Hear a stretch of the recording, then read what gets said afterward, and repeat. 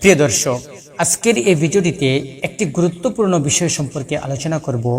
আর সেই গুরুত্বপূর্ণ বিষয়টি হলো যে মাহে রমজান মাসে স্ত্রী সহবাস কিভাবে করতে হয়। তাই অনুরোধ করব ভিডিওটি লাস্ট পর্যন্ত দেখার সাথে সাথে ভিডিওটি শেয়ার করুন, যাতে করে সবাই এই বিষয়টি সম্পর্কে জেনে নিতে পারেন।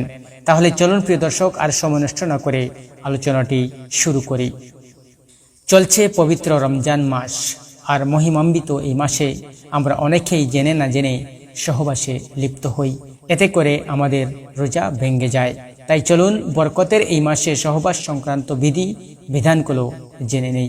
রমজানের সহবাস সম্পর্কে সূরা আল বাকারার 187 নং আয়াতে মহান আল্লাহ রাব্বুল আলামিন বলেন, রোজার রাতে তোমাদের স্ত্রীদের সাথে সহবাস করা তোমাদের জন্য হালাল করা হয়েছে। আর পবিত্র কোরআনের এই আয়াত থেকে এটা প্রমাণিত হয় যে রোজাদারের জন্য দিনের বেলা সহবাস হালাল করা হয়নি।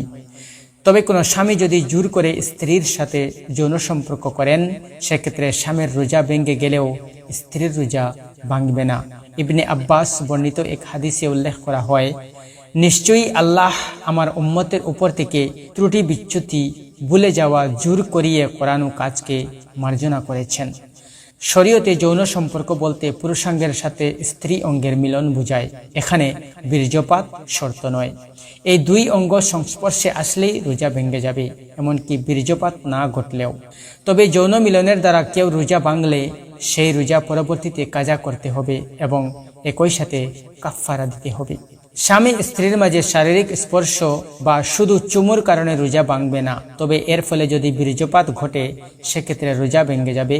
তাই রোজার সময় এগুলো পরিহার করাই উত্তম। আবার কেউ যদি স্বতঃপ্রণোদিত হয়ে নিজের বীর্যপাত ঘটান, সেক্ষেত্রে তার রোজা ভেঙে যাবে।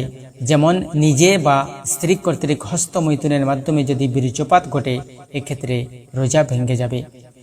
ইচ্ছাকৃতভাবে বীর্যপাত ঘটালে রোজা ভাঙবে। এ বিষয়ে বুখারী শরীফের একটি হাদিসে বলা হয়, সে বান্দা আমার জন্যই খাদ্য পানীয় ও কামনা বাসনা পরিত্যাগ করে। তবে এভাবে রোজা ভেঙে গেলে কাজা করাই যথেষ্ট।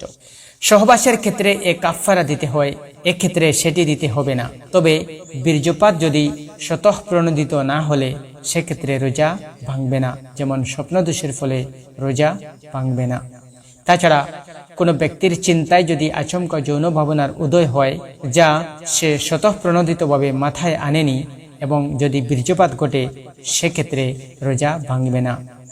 তাই আসুন আমরা শরীয়তের বিধিবিধান মেনে চলি, রোজা রেখে দিনের বেলায় সহবাস থেকে বিরত থাকি, শারীরিক ও মানসিক শুদ্ধির মাধ্যমে রমজানের পবিত্রতা বজায় রাখি।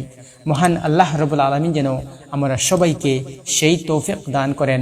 ওমা তৌফিক ইল্লা বিল্লাহ।